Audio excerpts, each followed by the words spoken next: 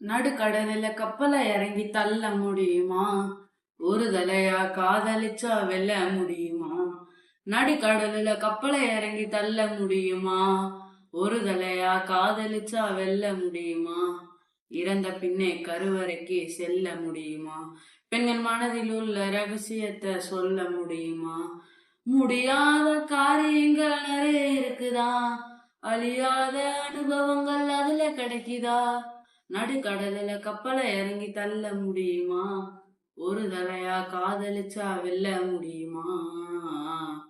உல்லாச வாழ்க்கையிலே பணத்தை சேர்க்க முடியுமா?